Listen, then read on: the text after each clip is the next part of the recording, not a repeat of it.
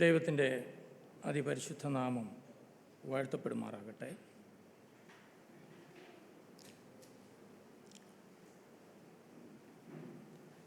നമുക്ക്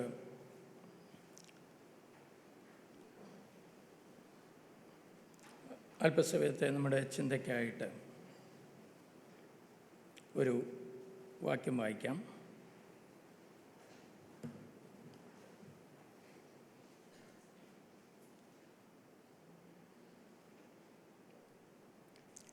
പത്രോസിൻ്റെ ലേഖനം, അതിൻ്റെ ഒന്നാമത്തെ ലേഖനം 3-ാം അധ്യായത്തിൻ്റെ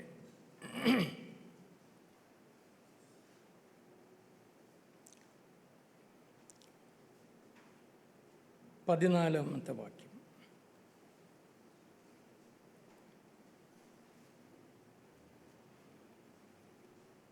നീതി നിമിത്തം കഷ്ടം സഹിക്കേണ്ടി വന്നാലും നിങ്ങൾ ഭാഗ്യവാന്മാർ. അവരുടെ ഭീഷണത്തിങ്കൽ ഭയപ്പെടുകയും കലങ്ങുകയും അരുത്.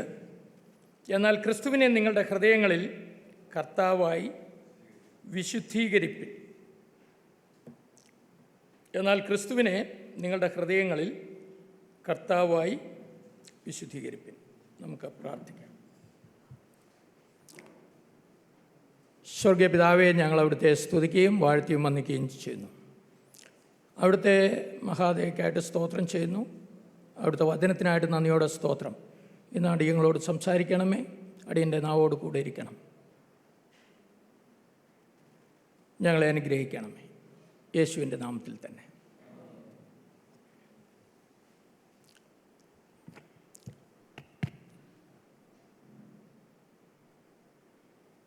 ഇവിടെ അപ്പോസ്തലനായ പത്രോസ് പറയുന്ന ഒരു കാര്യം, എന്നാൽ ക്രിസ്തുവിനെ നിങ്ങളുടെ ഹൃദയങ്ങളിൽ കർത്താവായി വിശുദ്ധീകരിപ്പിൻ എന്നാണ് പറയുന്നത്. അപ്പോൾ ഇന്ന് ഞാൻ നിങ്ങളോട് ഒരുമിച്ച് പങ്കുവയ്ക്കാൻ ആഗ്രഹിക്കുന്ന ഒരു കാര്യം ഈ വിഷയമാണ്. അപ്പോൾ ഞാനൊരു എക്സ്പോസിറ്ററി പ്രീച്ചിങ് അല്ല നടത്താനായിട്ട് ഉദ്ദേശിക്കുന്നത്.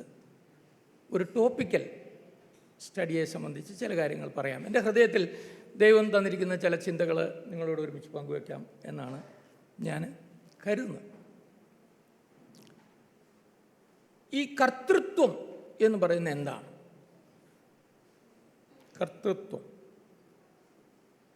എന്ന് പറഞ്ഞാൽ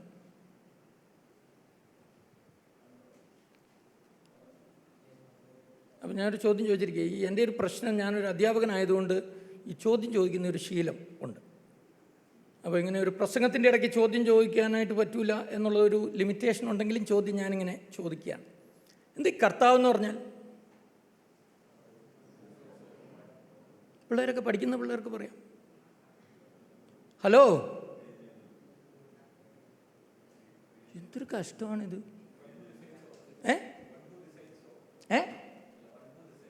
വൺ ഹു കർത്താവ് എന്ന് പറഞ്ഞാൽ ഞാൻ മലയാളത്തിൽ പറയാം. ഇപ്പോഴത്തെ കാലത്ത് പിള്ളേർക്കൊന്നും മലയാളം അറിയാൻ പാടില്ലാണ്ടായിരിക്കുന്നു.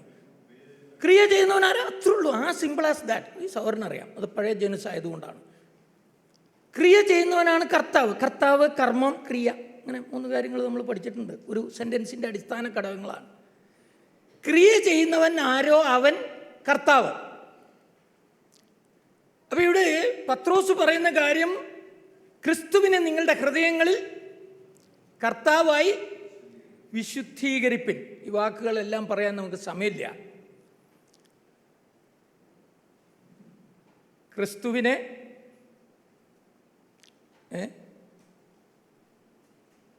അനാദിയായി ശാശ്വതമായും ദൈവമായിരുന്നവൻ, പിതാവിനോട് കൂടെ ഇരുന്നവൻ, സകലത്തെയും താൻ മുഖാന്തരം ഉളവാക്കിയവൻ, ഉളവായതൊന്നും അവനെ കൂടാതെ ഉളവായതല്ല എന്ന് പറയുന്ന അനാദ്യന്തനായിട്ടുള്ള വചനമായ ദൈവം ജഡം ധരിച്ച് ഈ ഭൂമിയിലേക്ക് വന്ന ക്രിസ്തു, അഭിഷിക്തൻ, ക്രിസ്റ്റോസ്, മസായ.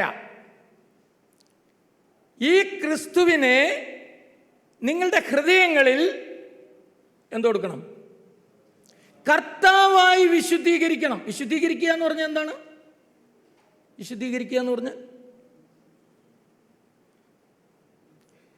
നമ്മുടെ ഒരു പ്രശ്നം, ഈ വാക്കുകളൊക്കെ നമ്മൾ കേൾവിയുടെ ബാഹുല്യത്താൽ തഴക്കം വന്നിരിക്കുകയാണ്. അപ്പോൾ പണ്ട് ഒരു സാറ് പറഞ്ഞ പോലെ തൂർജടിയും എന്ന് പറഞ്ഞാൽ എന്താണ്? അത് തൂർജടിയും തന്നെയാണെന്ന് പറഞ്ഞ പോലെ വിശുദ്ധീകരിക്കുക എന്ന് പറഞ്ഞാൽ വിശുദ്ധീകരിക്കുക, അത്രേ ഉള്ളൂ. എന്താ ഈ സംഭവം? ദൈവം വിശുദ്ധനായിരിക്കുന്ന പോലെ നിങ്ങളും വിശുദ്ധരായിരിക്കും എന്ന് പറഞ്ഞാൽ എന്താണ് അർത്ഥം? ഇതിപ്പോൾ ചോദ്യോത്തര പങ്ക്തിയായി മാറിയിരിക്കുകയാണ്. അപ്പോൾ എൻ്റെ പ്രിയപ്പെട്ടവരെ, ഞാൻ നിങ്ങളോട് പറയാം, സത്യമായിട്ട് നിങ്ങളോട് ഞാൻ പറയാം, നമ്മളിങ്ങനെ ആയാൽ പറ്റില്ല. വിശുദ്ധീകരിക്കുക എന്ന് പറഞ്ഞാൽ ദൈവം വിശുദ്ധനായിരിക്കുന്നു എന്ന് പറയുമ്പോൾ നമ്മൾ എന്താണ് അർത്ഥമാക്കുന്നത്? ദൈവം വിശുദ്ധനാണെന്ന് പറഞ്ഞു കഴിഞ്ഞാൽ എങ്ങനെ? പാപം ഇല്ലാത്തവനായിരിക്കും, വേർതിരിക്കുന്നു എന്നാണ് അർത്ഥം. വ്യതിരക്തനായിരിക്കുന്നു, ഈ സൃഷ്ടിയിൽ നിന്നും അതിൻ്റെ എല്ലാവിധമായിരിക്കുന്ന മാലിന്യങ്ങളിൽ നിന്നും വ്യതിരക്തനായിരിക്കുന്ന, വേർതിരിക്കപ്പെട്ടവനായ എന്നുള്ള അർത്ഥമുള്ളൂ വിശുദ്ധി എന്ന് പറയുന്നതിന്. സെപ്പറേറ്റഡ്.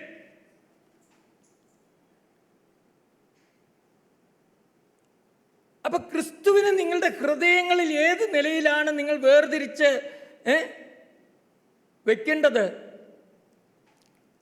കർത്താവായിട്ട് വിശുദ്ധീകരിപ്പിൻ. അപ്പോൾ കർത്താവായിട്ട് വിശുദ്ധീകരിക്കുക എന്ന് പറയുമ്പോൾ എന്താണ് ഉദ്ദേശിക്കുന്നത്? പ്രവർത്തിക്കുന്നവനായി, നമ്മുടെ ജീവിതത്തിൻ്റെ സർവപ്രവർത്തനത്തിൻ്റെയും ആധാരവും അടിസ്ഥാനവും പ്രവർത്തിക്കുന്നവനും കർത്താവായിരിക്കണം. അപ്പം ഇതെങ്ങനെ സാധിക്കാം എന്നുള്ളതിനെ സംബന്ധിച്ച് ഒന്ന് രണ്ട് ചിന്തകൾ പറയാമെന്നാണ് ഞാൻ വിചാരിക്കുന്നത്. ഇതിൻ്റെ തുടക്കം എന്ന് പറയുന്നത് എങ്ങനെയാണ്?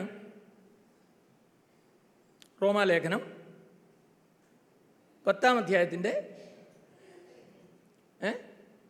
9-ാം അധ്യായത്തിൻ്റെ 10-ാം വാക്യം. 10-ാം അധ്യായത്തിൻ്റെ 9-ാം വാക്യം എന്താ അവിടെ വായിക്കുന്നത്? ഹലോ, ആരെങ്കിലും ഉറക്കെ വായിച്ചാൽ നല്ലതാണ്. യേശുവിനെ കർത്താവെന്ന് വായ്കൊണ്ട് ഏറ്റുപറയുകയും ദൈവം അവനെ മരിച്ചവരുടെ ഇടയിൽ നിന്ന് ഉയർത്തെഴുന്നേൽപ്പിച്ചു എന്ന് ഹൃദയം കൊണ്ട് വിശ്വസിക്കുകയും ചെയ്താൽ എങ്ങനെ? അപ്പം നീ എങ്ങനെയാണ് രക്ഷിക്കപ്പെടുന്നത്? ഒരുവൻ എങ്ങനെയാണ് രക്ഷിക്കപ്പെടുന്നത്? യേശുവിനെ കർത്താവെന്ന് വായ്കൊണ്ട് ഏറ്റുപറയുകയും ഹൃദയം കൊണ്ട് വിശ്വസിക്കുകയും ചെയ്താൽ. അപ്പം ഇതിങ്ങനെ ഒരു എന്താ പറയുന്ന ഒരു രക്ഷയ്ക്കുള്ള ഒരു ഫോർമുലയായിട്ട് കൊടുത്തേക്കുന്ന പോലെയാണ് എനിക്ക് തോന്നിയിട്ടുള്ളത്. രണ്ട് കാര്യങ്ങളാണ് അവിടെ പ്രധാനമായിട്ട് പറയുന്നത്. അതിൻ്റെ അടുത്ത വാക്യോടെ വായിച്ച്, ഹൃദയം കൊണ്ട് നീതിക്കായിട്ട് വിശ്വസിക്കുന്നു, വായ് കൊണ്ട് രക്ഷയ്ക്കായിട്ട് ഏറ്റുപറയുകയും ചെയ്യുകയാണ്. അപ്പം ഹൃദയം കൊണ്ട് നീതിക്കായിട്ട് വിശ്വസിക്കുന്നത് എന്താണ്? യേശുവിനെ മരിച്ചവരുടെ ഇടയിൽ നിന്ന് ഉയർത്തെഴുന്നേൽപ്പിച്ചു എന്ന് ഹൃദയം കൊണ്ട് നീതിക്കായിട്ട് വിശ്വസിക്കുക.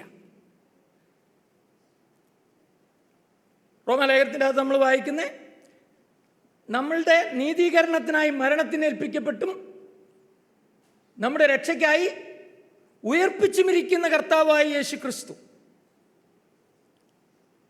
നമ്മുടെ നീതീകരണത്തിനായി മരണത്തിനേൽപ്പിച്ചും. എന്താണ്? നമ്മളെ നീതീകരിക്കുവാൻ പാപികളായ നമ്മെ, ദൈവപ്രിയമല്ലാതെ ദൈവത്തിന് ശത്രുക്കളായി, ബലഹീനരായി, പാപികളായി, ദോഷികളായി ജീവിച്ചിരിക്കുന്ന നമ്മെ ദൈവസന്നിധിയിൽ നീതിമാന്മാരാക്കി നിർത്തേണ്ടതിനായിട്ട് പാപത്തിൻ്റെ ശിക്ഷയായിരിക്കുന്ന മരണം തൻ്റെ ശരീരത്തിൽ ഏറ്റെടുത്തുകൊണ്ട് അവൻ ക്രൂശിന്മേൽ കയറി നമുക്ക് പകരക്കാരനായിട്ട് മരിച്ചു. അവൻ്റെ അടിപ്പിണരുകളാൽ നമുക്ക് സൗഖ്യം വന്നിരിക്കുന്നു. അതുകൊണ്ട് നമ്മുടെ നീതീകരണത്തിനായിട്ട് മരണത്തിനേൽപ്പിച്ചും നമ്മുടെ രക്ഷയ്ക്കായിട്ട് ഉയർപ്പിച്ചുമിരിക്കുന്ന യേശു ക്രിസ്തു. അപ്പം അതുകൊണ്ട് യേശുവിൻ്റെ പാപത്തിനു വേണ്ടി മരിച്ചു, അവൻ മരിച്ചവരിൽ നിന്ന് പുനരുത്ഥാനം ചെയ്ത് ജീവിക്കുന്നു, രാജാതിരാജാവായി വീണ്ടും വരും എന്ന് ഹൃദയപൂർവം അല്ലേ, ഹൃദയം കൊണ്ട് വിശ്വസിക്കണം. വിശ്വസിക്കുന്നു എന്ന് പറഞ്ഞാൽ പോരാ, ഹൃദയപൂർവം വിശ്വസിക്കണം. പിന്നെ അതിനോട് ചേർന്ന് എന്താ പറയണേ? ഈ യേശു എൻ്റെ കർത്താവാണ്. യേശുവിനെ ഇവൻ രക്ഷകനാണ്.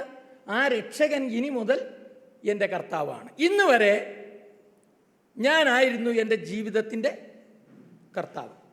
എൻ്റെ പ്രവൃത്തികളൊക്കെ എൻ്റെ ഇഷ്ടപ്രകാരമാണ് ഞാൻ ചെയ്തത്. എന്ത് ഞാൻ ചെയ്യണം, എന്തോ ചെയ്യണം, എങ്ങോട്ട് പോകണം, എന്ത് ചെയ്യണം എന്നുള്ള തീരുമാനത്തിൽ ഞാൻ എൻ്റെ ഇഷ്ടപ്രകാരം എൻ്റെ വഴികളിൽ നടന്നു. ഞാനായിരുന്നു എൻ്റെ ജീവിതത്തിൻ്റെ കർത്താവ്.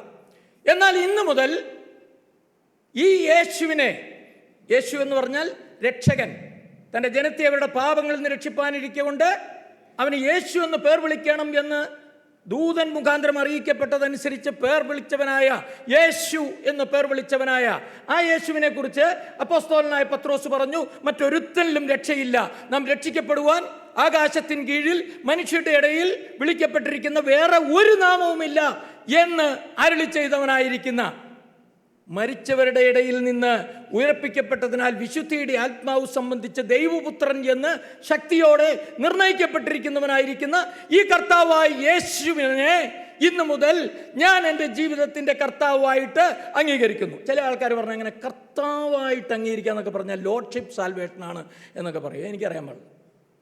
പുസ്തകത്തിൽ എഴുതിയേക്കുന്നതാണ്. ഇപ്പോഴത്തെ ഒരു പ്രത്യേകത എന്നാന്ന് ചോദിച്ചാൽ പറഞ്ഞ് പുസ്തകത്തിൻ്റെ അർത്ഥം അതല്ല എന്ന് പറയുക. അങ്ങനെയുള്ള ഒരുപാട് പഠിത്തങ്ങൾ പഠിക്കാത്തത് കൊണ്ട് ഞാൻ ദൈവത്തെ സ്തുതിക്കുന്നു. ഒരു കാലഘട്ടത്തിൽ വളരെ പഠിത്തം പഠിച്ചതായിട്ടുള്ള ജർമ്മൻ തിയോളജിയൻസ് ഈ പുസ്തകത്തെ നശിപ്പിച്ച് നാനാവിധമാക്കുവാനുള്ള എല്ലാ ശ്രമങ്ങളും ചെയ്തു. എന്നാൽ ഇന്ന് ഞാൻ നിങ്ങളോട് പറയാം, ഹയർ ക്രിറ്റിസം എന്നൊക്കെ പറയുന്ന വലിയ വലിയ പരിപാടികൾ അവർ പറഞ്ഞു കൊണ്ടുവന്ന് ദൈവവചനത്തിൻ്റെ യാഥാർത്ഥ്യത്തെയും അതിൻ്റെ സത്യത്തെയും അതിൻ്റെ ദൈവനിശ്വസതയെയും എല്ലാം തകർത്ത് കളവാനായിട്ട് ശ്രമിച്ച മനുഷ്യരുടെ സകല പ്രയത്നത്തെയും ഇല്ലായ്മ ചെയ്തുകൊണ്ട് മാറ്റമില്ലാത്ത ദൈവത്തിൻ്റെ വചനം എത്രയോ സത്യമെന്ന് ദൈവം തമ്പുരാൻ തന്നെ തെളിയിച്ചുകൊണ്ടിരിക്കുക. 1800 മുതൽ പിന്നെ 1900 ഈ പുസ്തകം യെശയ്യാവ് 3 പേര് കൂടി എഴുതിയതാണ്, അല്ലെങ്കിൽ അതിങ്ങനെയാണ് മറ്റതിങ്ങനെയാണ് എന്നൊക്കെ പറഞ്ഞ് ഹയർ ക്രിറ്റിസം എന്ന് പറയുന്ന ആ ഒരു സങ്കേതം ഉപയോഗിച്ചുകൊണ്ട് ദൈവവചനത്തിൻ്റെ യാഥാർത്ഥ്യത്തെ നശിപ്പിക്കാൻ ശ്രമിച്ച മനുഷ്യരുടെ സകല അബദ്ധത്തിനും അവരുടേതായിരിക്കുന്ന സകല വെല്ലുവിളികൾക്കും നേരെ ദൈവത്തിൻ്റെ ക്രോധം ദൈവം വെളിപ്പെടുത്തുകയാണ്. ദൈവം അവരെ തുച്ഛീകരിച്ച് ഇല്ലായ്മ ചെയ്യുവാൻ തക്കവണ്ണം 1947 കൊമ്രാൻ സ്ക്രോൾസ്, ഡെഡ് സീ സ്ക്രോൾസ് എന്ന് പറയുന്ന കൊമ്രാൻ ഗുഹകളിൽ നിന്നുള്ള ചാവുകടൽ ചുരുളുകൾ കിട്ടിയപ്പോൾ ഇവർ ഈ പറഞ്ഞ സകല പരിപാടിയും അവരുടെ വർഷങ്ങളിലെ റിസർച്ച് കൊണ്ടുണ്ടാക്കിയ സകലതും ചീട്ടുകൊട്ടാരം പോലെ ഇല്ലായ്മയായിപ്പോയി. എന്നാൽ അവർ ദൈവജനത്തോടും ദൈവത്തിൻ്റെ സഭയോടും ചെയ്ത ദ്രോഹം എന്ന് പറയുന്നത് ഭയങ്കരമാണ്. അതുകൊണ്ട് എൻ്റെ പ്രിയപ്പെട്ടവരെ, ദൈവത്തിൻ്റെ വചനത്തിങ്കൽ വിറയ്ക്കുന്നവനെ അനുഗ്രഹിക്കുന്ന ഒരു ദൈവവുമായിട്ടാണ് നമുക്ക് കാര്യമുള്ളത്. ദഹിപ്പിക്കുന്ന അഗ്നിയായിരിക്കുന്ന ദൈവവുമായിട്ടാണ് നാം ഡീൽ ചെയ്യുന്നതെന്നുള്ള ബോധ്യത്തോടെ ദൈവത്തോട് ഇടപെടേണ്ടത്. We cannot take it lightly. We cannot take it lightly.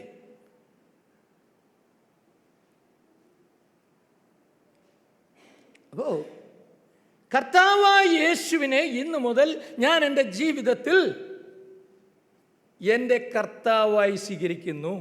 ഈ രക്ഷിതാവിനെ, യേശുവിനെ ഞാൻ എൻ്റെ ജീവിതത്തിൽ എൻ്റെ ജീവിതത്തിൻ്റെ കർത്താവായിട്ട് സ്വീകരിക്കുന്നു, അംഗീകരിക്കുന്നു. പ്രിയപ്പെട്ടവരെ, ഞാനൊരു ചോദ്യം ചോദിക്കാം. നമ്മുടെ ജീവിതത്തിൻ്റെ കർത്തൃത്വം കർത്താവിന് വിട്ടുകൊടുത്തിട്ടുണ്ടോ?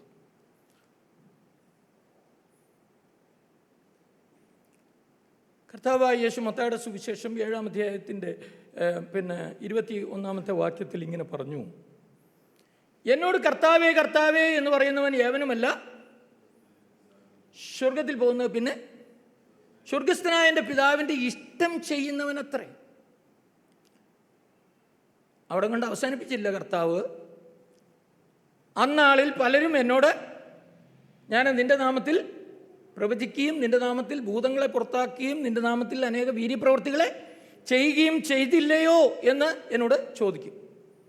കർത്താവിൻ്റെ അവരോടുള്ള മറുപടി എന്താ? അധർമ്മം പ്രവർത്തിക്കുന്നവരായുള്ളവർ എന്നെ വിട്ടുപോകുവിൻ എന്ന് ഞാൻ തീർത്തു പറയും എന്നാണ് കർത്താവ് പറയുന്നത്.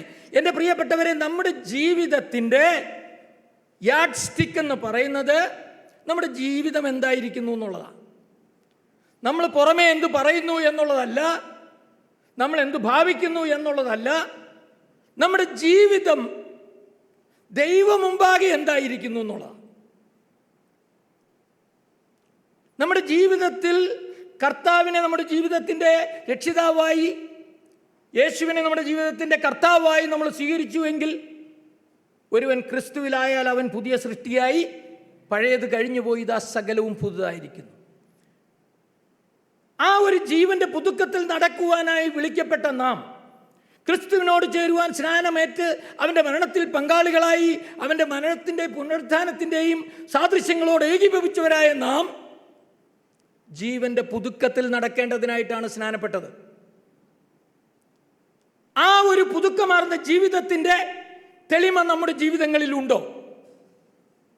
അതെയോ നാം ഇന്നു വരെയും ആ പഴയ മനുഷ്യനായി ഈർഷ്യയിലും പകയിലും പിണക്കത്തിലും സകലവിധമായിരിക്കുന്ന ദോഷങ്ങളിലും നമ്മുടേതായിരിക്കുന്ന വഴികളിൽ സഞ്ചരിച്ചുകൊണ്ട് നമ്മുടെ ജീവിതത്തിൻ്റെ കർത്തൃത്വം നാം തന്നെ നടത്തിക്കൊണ്ട് യേശുവിനെ കർത്താവ് കർത്താവ് എന്ന് വിളിക്കുന്നതേ ഉള്ളോ എന്ന് പരിശോധിപ്പാൻ ആവശ്യമുണ്ട്.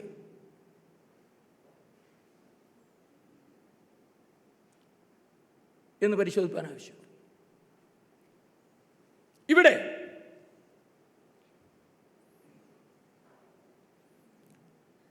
അപ്പോസ്തലൻ പറയുന്ന കാര്യം, യേശുവിനെ, ക്രിസ്തുവിനെ നിങ്ങളുടെ ഹൃദയങ്ങളിൽ കർത്താവായി വിശുദ്ധീകരിക്കും. So it starts there.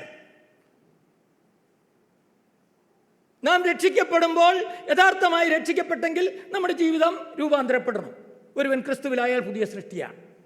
പഴയതൊന്ന് modify ചെയ്ത് മെച്ചപ്പെടുത്തി ചില മേഖലകളൊക്കെ ഒന്ന് വ്യതിയാനം വരുത്തി ആളുകൾ കണ്ടാൽ വലിയ കുഴപ്പമില്ലാത്ത പരുവത്തിൽ പോകുന്ന ഒരു പരിപാടിയല്ല രക്ഷ.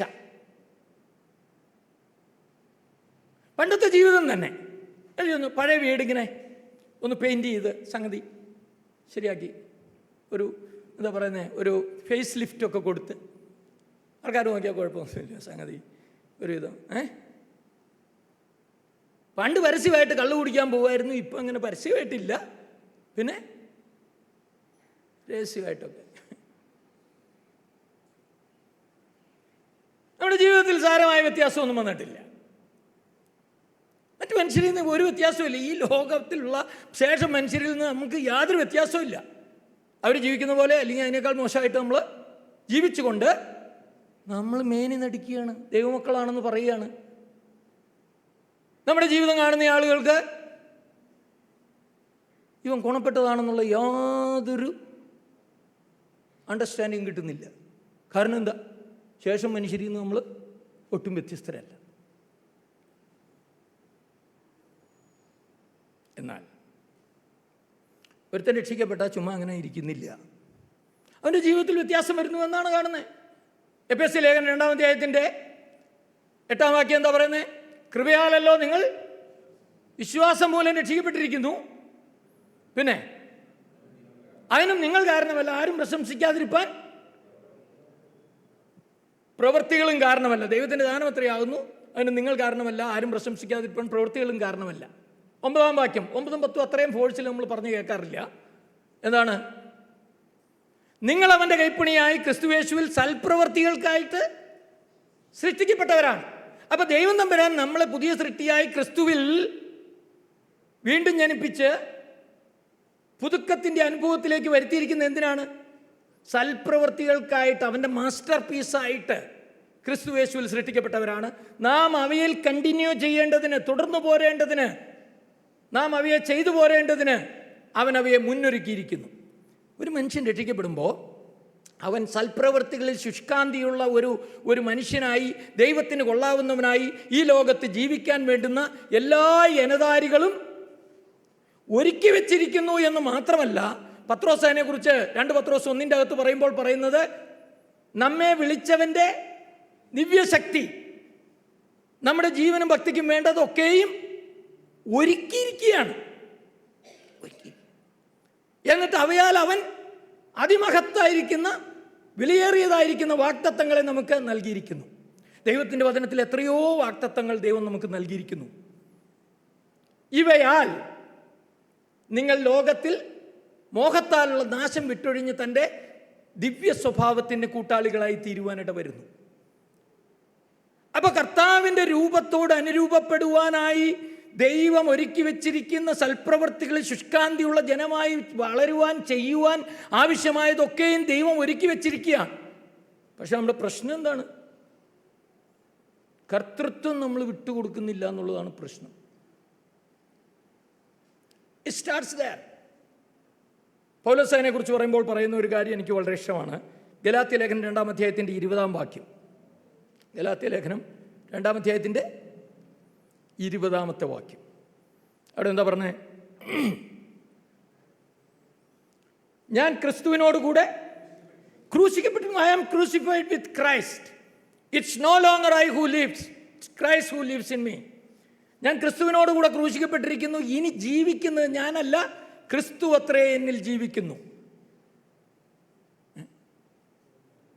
ഇപ്പോൾ ഞാൻ ജഡത്തിൽ ജീവിക്കുന്നു. എന്നെ സ്നേഹിച്ച് എനിക്ക് വേണ്ടി തന്നെത്താൻ ഏൽപ്പിച്ചു കൊടുത്ത ദൈവപുത്രങ്കലുള്ള വിശ്വാസത്താലത്രേ. അപ്പൊ ഇതുവരെ പൗലോസ് അവിടെ പറയുന്ന കാര്യം ഇതാ, ഇതുവരെ ഞാനായിരുന്നു. ഞാൻ എന്ത് ചെയ്യണം എന്നുള്ളതിനെക്കുറിച്ച് വടിവത്ത കാഴ്ചപ്പാട് എനിക്കുണ്ടായിരുന്നു. അതിനുവേണ്ടി യെരൂശലേമിലെ മഹാപുരോഹിതന്മാരുടെ അധികാരപത്രവും മേടിച്ചുകൊണ്ട് ഈ മാർഗക്കാരായ മനുഷ്യരെ പീഡിപ്പിക്കുവാനും മുടിക്കുവാനും കൊലയും ഭീഷണിയും നിശ്വസിച്ചുകൊണ്ട് അവരെ പീഡിപ്പിക്കാനായിട്ട് കടന്നു വന്ന മനുഷ്യൻ, താന് ഈ ഡെമസ്കാസിൽ എന്താണ് ചെയ്യേണ്ടത് എന്നുള്ള വ്യക്തമായ ധാരണയോടുകൂടെ വന്ന മനുഷ്യൻ, ഡെമസ്കോസിൻ്റെ പടിവാതിക്കൽ വെച്ച് കർത്താവായ യേശു ക്രിസ്തു നട്ടുച്ചയ്ക്ക് സൂര്യനെ വെല്ലുന്ന പ്രകാശം അവൻ്റെ ചുറ്റും മിന്നി വിളങ്ങുമ്പോൾ താൻ നിലത്ത് വീണു. അവൻ ചോദിച്ച 2 ചോദ്യങ്ങളുണ്ട്. ഒന്നാമത്തെ ചോദ്യം, നീ ആരാകുന്നു കർത്താവേ? അന്ന് വരെ തൻ്റെ ജീവിതത്തിൽ ദൈവത്തിന് വേണ്ടിയുള്ള എരിവോടുകൂടെ ന്യായപ്രമാണം സംബന്ധിച്ച് നിരപവാദ്യനായിട്ടുള്ള മനുഷ്യൻ, ന്യായപ്രമാണത്തിൻ്റെ നീതി സംബന്ധിച്ച് തനിക്ക് പ്രാഗൽഭ്യമുണ്ടായിരുന്ന മനുഷ്യൻ, ഇസ്രായേല്യൻ, 7-ാം നാളിൽ പരിച്ഛേദനയേറ്റവൻ, അങ്ങനെയുള്ള മനുഷ്യൻ ഈ പ്രകാശം മിന്നിയപ്പോൾ നിലത്ത് വീണ് കിടന്നുകൊണ്ട് ചോദിക്കുന്ന ഒന്നാമത്തെ ചോദ്യം, ഹു ആർ യു ലോർഡ്? കർത്താവേ, നീ ആരാണ്? ആ വാക്കിൽ തന്നെ നമുക്ക് കാണാൻ കഴിയുന്ന ഒരു കാര്യം, അവൻ്റെ കർത്തൃത്വം മാറുന്ന ഒരു തലമാണ് നാം അവിടെ കാണുന്നത്. From now on you are my Lord. Who are you? എനിക്ക് അറിഞ്ഞൂടാ നിന്നെ. ഇന്ന് മുതൽ നീയാണ് കർത്താവ്. ഇതുവരെ ഞാനായിരുന്നു കർത്താവ്, എന്നാൽ ഇന്ന് മുതൽ നീയാണ് എൻ്റെ കർത്താവ്. So who are you Lord?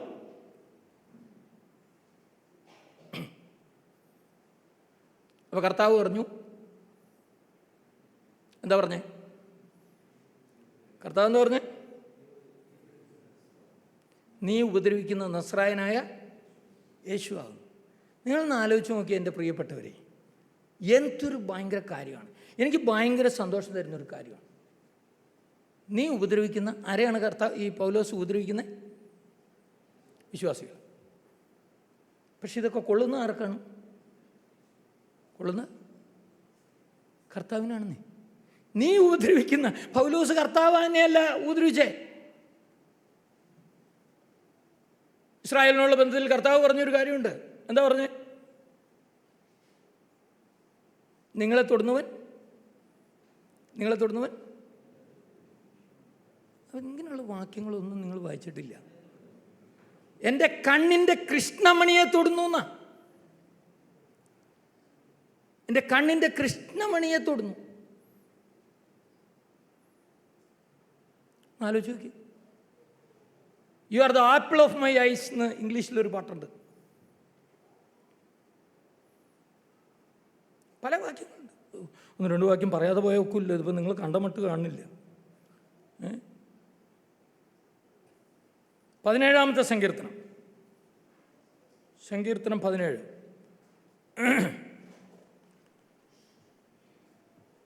17-ാമത്തെ സങ്കീർത്തനത്തിൽ എൻ്റെ വാക്യം ഞാൻ നോക്കിക്കോട്ടെ.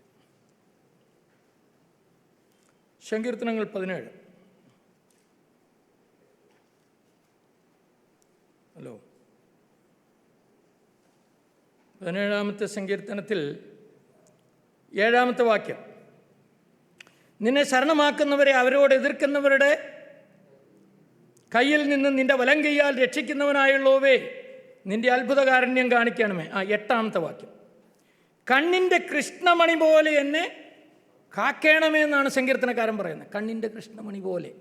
കാരണം കർത്താവ് അങ്ങനെ പറഞ്ഞിട്ടുണ്ട്. ആവർത്തന പുസ്തകം 32:10. ആവർത്തന പുസ്തകം 32:10.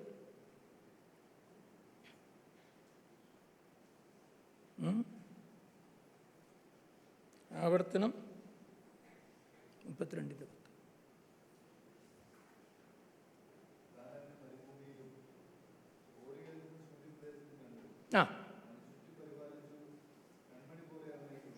കൺമണി പോലെ അവനെ കണ്ണിൻ്റെ മണി പോലെ സൂക്ഷിച്ചു. കണ്ണിൻ്റെ മണി പോലെ. യെശയ്യാവിൽ, ഞാൻ ആ റെഫറൻസ് മറന്നുപോയി, യെശയ്യാവിലാണെന്ന് എൻ്റെ ഓർമ്മ. നിങ്ങളെ തൊടുന്നവൻ എൻ്റെ കണ്ണിൻ്റെ കൃഷ്ണമണിയെ തൊടും. ചെറിയാൻ സാർ ഒരു മനോഹരമായ പാട്ട് എഴുതിയിട്ടുണ്ട്. കൺമണി പോലെന്നെ ഭദ്രമായി നിത്യവും കാവൽ ചെയ്തിടുമെന്നും തൻ്റെ കണ്ണുകൊണ്ടെന്നെ നടത്തിയിടുമെന്നതും ഓർത്താതി മോദമോടെ പാടും ഞാനേശുവിനു ജീവൻ പോവോളം നന്ദിയോടെ, ജീവൻ പോവോളം നന്ദിയോടെ.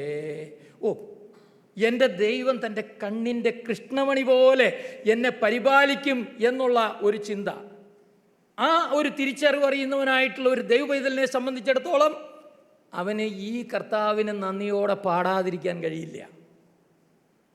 നമ്മുടെ ഹൃദയത്തിൽ പാട്ടുണ്ടോ പ്രിയപ്പെട്ടവരെ? ദൈവം ചെയ്ത നന്മകളെ ഓർക്കുമ്പോൾ നമ്മുടെ ഹൃദയത്തിൽ പാട്ടുണ്ടോ?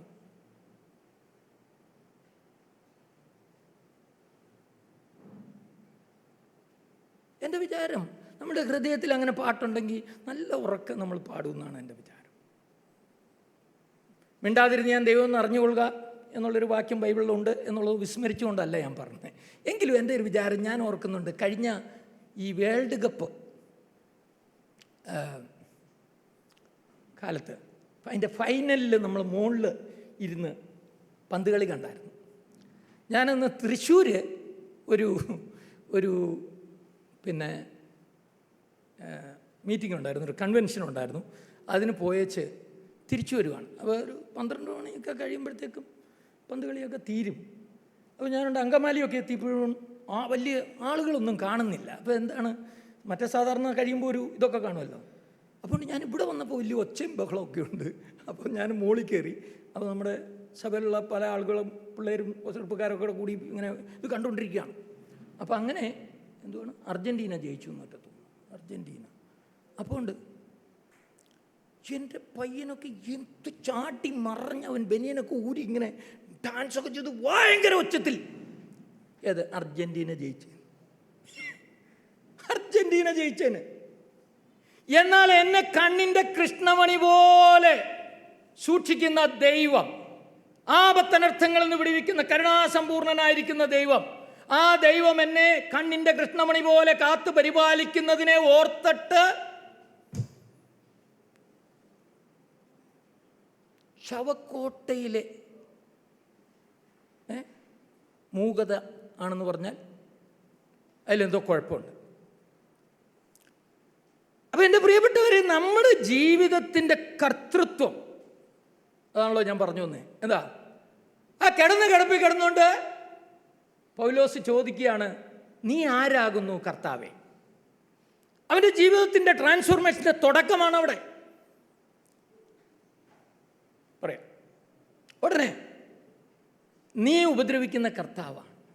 അപ്പോൾ ഈ കർത്താവ് എനിക്ക് നല്ലവനാണ് എന്ന് പറയുമ്പോൾ എന്തൊരു ഭയങ്കര കാര്യമാണ്.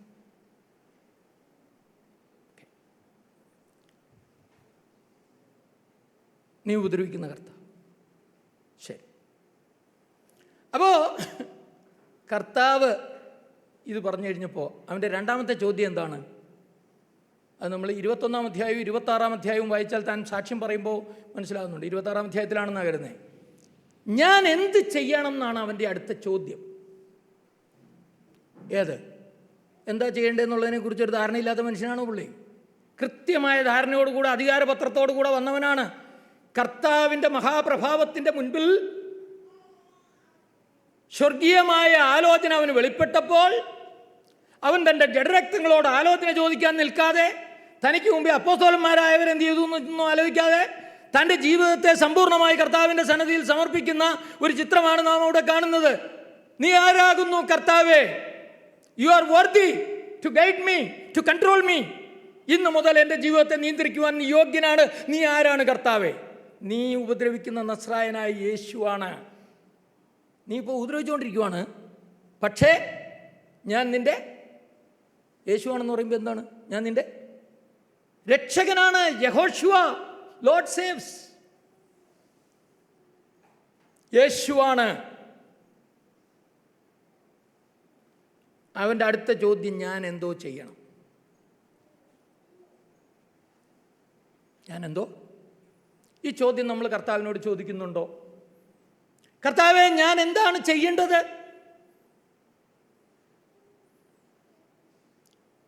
രക്ഷിക്കപ്പെട്ട ദിവസം മുതൽ ആ ചോദ്യം നിരന്തരമായി ചോദിക്കേണ്ട ചോദ്യമായിട്ടായിരിക്കുന്നത്.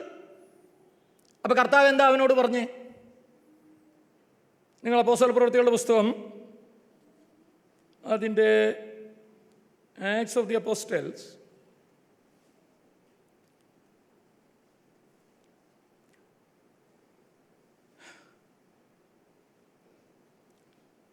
15-ാം വാക്യം.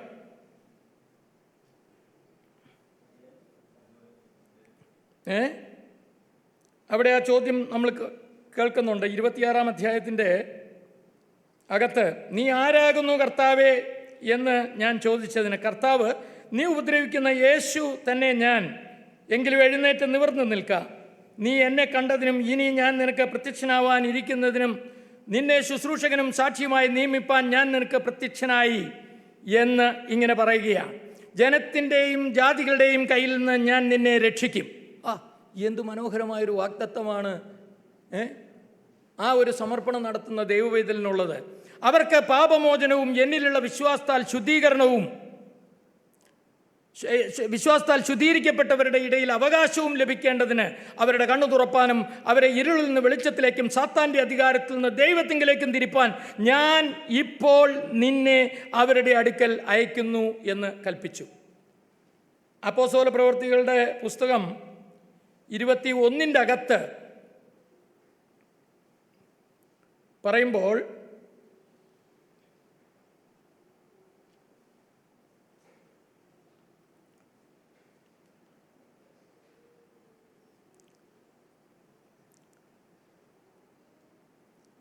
അവിടെ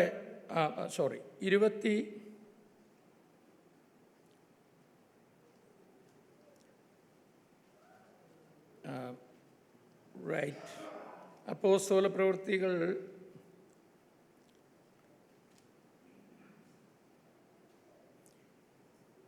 9-ൻ്റെ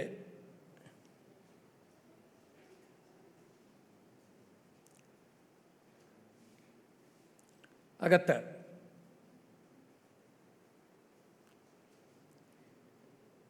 എന്തു പറഞ്ഞു? 5-ാം അധ്യായം 9-ൻ്റെ 5-ൽ എന്താ ചെയ്യുന്നത്? നീ ആരാകുന്നു കർത്താവേ എന്ന് ചോദിച്ചു. അപ്പോൾ അതിന് കർത്താവ് പറഞ്ഞു എന്താണ്? നീ ഉപദ്രവിക്കുന്ന യേശുവാണ് എന്ന് പറഞ്ഞു. 21-ൻ്റെ അകത്ത് തൻ്റെ സാക്ഷ്യത്തിൻ്റെ അകത്ത് ഇങ്ങനെ അവർ പറയുന്നുണ്ട്.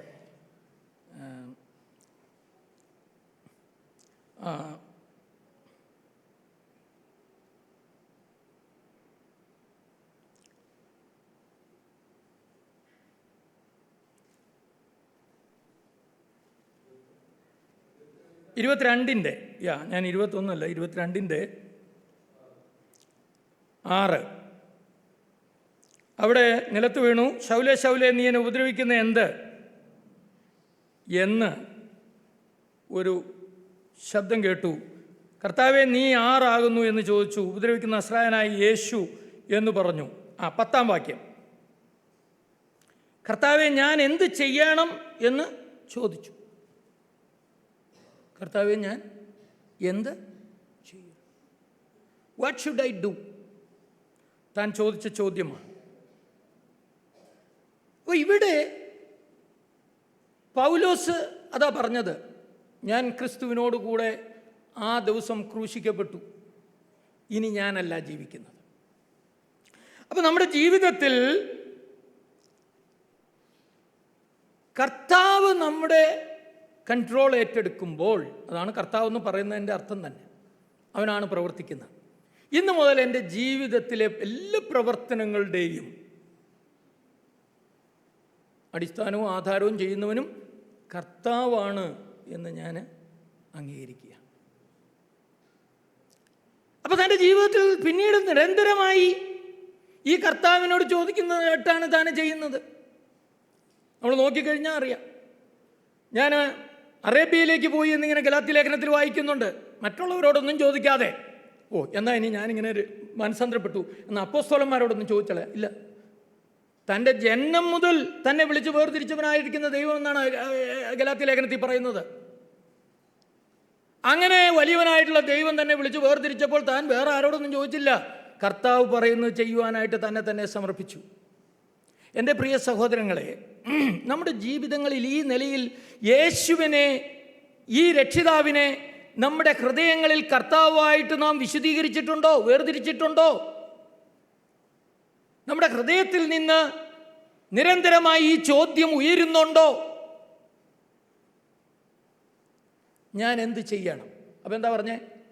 നീ എഴുന്നേറ്റ് നേർവീതി എന്ന പട്ടണത്തിലേക്ക്, അവിടെ ഇവിടെ ഇതിൽ തെരുവിൽ ചെല്ലുക.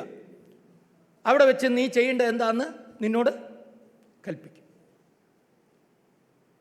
ദൈവം കാര്യങ്ങളെ ക്രമീകരിച്ചിരിക്കുക. പൗലോസിനറിയാൻ പാടില്ല എന്താ സംഭവിക്കുന്നത്. ഒന്നാമത് കണ്ണും കാണാൻ പാടില്ല. ആ ഒരു സിറ്റുവേഷൻ നോക്കിക്കഴിഞ്ഞ് എന്ത് കാര്യമുണ്ട്, എന്ത് പ്രയോജനമുണ്ട്? ഇനി കുരുടായിപ്പോയി ഈ കർത്താവിന് വേണ്ടി എങ്ങനെ പ്രയോജനപ്പെടാൻ പറ്റും? അല്ലെങ്കിൽ ഈ കർത്താവ് പറയുന്നത് എന്ത് ചെയ്യാൻ പറ്റും? അവനെ കൈക്ക് പിടിച്ച് നടത്തി കൊണ്ടാ പോകുന്നേ. അപ്പം തമ്പുരാൻ ഒരു ഭക്തനോട് പറഞ്ഞു, ശൗല് എന്ന ഒരുത്തൻ നീ കൈവച്ച് പ്രാർത്ഥിക്കുന്നതിന്, കാഴ്ച കിട്ടേണ്ടതിനായിട്ട് പ്രാർത്ഥിക്കുന്നതിനെ കുറിച്ച് കാണുന്നു. ഇപ്പം ദൈവം ഇങ്ങനെ കാര്യങ്ങളെ ക്രമീകരിച്ചുകൊണ്ടിരിക്കുകയാണ്. ഒരു ദൈവം ഇതിൽ രക്ഷിക്കപ്പെട്ട് കർത്താവിൻ്റെ പുറകെ പോകാൻ തീരുമാനിക്കുമ്പോൾ, അവൻ തൻ്റെ ജീവിതത്തിൻ്റെ നിയന്ത്രണം കർത്താവിൻ്റെ കരങ്ങളിലേക്ക് ഏൽപ്പിച്ചു കൊടുക്കുമ്പോൾ, ദൈവം ബാക്കി കാര്യങ്ങളെല്ലാം ഇങ്ങനെ ചെയ്തുകൊണ്ടിരിക്കുകയാണ്. ഒരു ജിക്സോ പസിലെന്ന പോലെ കാര്യങ്ങളിങ്ങനെ രൂപപ്പെട്ട് വരുമ്പോൾ, ദൈവത്തിൻ്റെ ഭക്തിയായി ആ പരിപാടികൾ ഇങ്ങനെ തെളിഞ്ഞു വരുമ്പോഴാണ്, ദൈവമേ എന്ത് മനോഹരമായ അത്ഭുതകരമായിരിക്കുന്ന ഒരു പരിപാടിക്കായിട്ടാണ് ദൈവം എന്നെ വിളിച്ച് വേർതിരിച്ചതെന്നുള്ള സത്യം മനസ്സിലാകുന്നത്. എനിക്ക് തോന്നുന്നു ചെറിയാൻ സാർ ഒരു പാട്ടിങ്ങനെ പാടിയിട്ടുണ്ട്. കാലങ്ങൾ കഴിയുമ്പോൾ നിത്യത പുലരുമ്പോൾ, കാലങ്ങൾ കഴിയുമ്പോൾ നിത്യത പുലരുമ്പോൾ, ദൈവം ചെയ്തതൊക്കെയും നന്മയ്ക്കെന്ന് തെളിയുമ്പോൾ, ദൈവം ചെയ്തതൊക്കെയും നന്മയ്ക്കെന്ന് തെളിയുമ്പോൾ, യുക്തമായി വ്യക്തമായി കൃപയിൻ കരുതൽ അറിയുന്ന. എന്ത് മനോഹരമായ പാട്ടാണ്. അനാദിനാഥൻ യേശുവൻ ധനം എന്ന് പറയുന്ന പാട്ടാണ്. അപ്പോൾ ഞാൻ പറഞ്ഞു വന്നത്, എൻ്റെ പ്രിയപ്പെട്ടവരെ, ഇപ്പം നമുക്ക് മനസ്സിലാകുന്നില്ല എന്താണ് ഇങ്ങനെയൊക്കെ നമ്മുടെ ജീവിതത്തിൽ. എന്നാൽ കാലങ്ങൾ കഴിയുമ്പോൾ, നിത്യത പുലരുമ്പോൾ ഒരു കാര്യം നമുക്ക് മനസ്സിലാകും. ദൈവം ചെയ്തതെല്ലാം നന്മയ്ക്കാണെന്ന് തിരിച്ചറിയുമ്പോൾ, ദൈവത്തിൻ്റെ കൃപയുടെ കരുതൽ യുക്തമായും വ്യക്തമായും എത്ര യുക്തിഭദ്രമായിരുന്നു. ദൈവം ചെയ്തതാണ് ഏറ്റവും ശരിയായിട്ടുള്ള കാര്യം. നമ്മുടെ ജീവിതത്തിൽ സംഭവിച്ച എല്ലാ കാര്യത്തിലും ദൈവത്തോട് ചേർന്ന് നടക്കുന്ന ഒരു ദൈവത്തിനെ സംബന്ധിച്ചിടത്തോളം അതെല്ലാം എത്ര നന്മയ്ക്കായിരുന്നു, അതെല്ലാം ദൈവത്തിൻ്റെ കൃപയുടെ കരുതലായിരുന്നു എന്നുള്ളത് നമ്മൾ തിരിച്ചറിയുന്ന നാളുകളാണത്. അപ്പോൾ ഇവിടെ പൗലോസ് ചോദിക്കുന്ന ചോദ്യം ഇതാ. തൻ്റെ ജീവിതത്തിൽ നിരന്തരം പിന്നീട് ചോദിച്ച ചോദ്യം ഇതാ. ഇപ്പോൾ ഇവിടെ ഇങ്ങനെ പറയുന്നുണ്ട്, നമ്മൾ അപ്പോസ്തല പ്രവൃത്തികളിൽ ഇങ്ങനെ നോക്കി കഴിഞ്ഞാൽ കാണുന്നൊരു കാഴ്ചയുണ്ട്. എന്താണ് അവിടെ കാണുന്നത്? അവിടെ കാണുന്ന കാഴ്ച ഇങ്ങനെ 21 അകത്ത് 21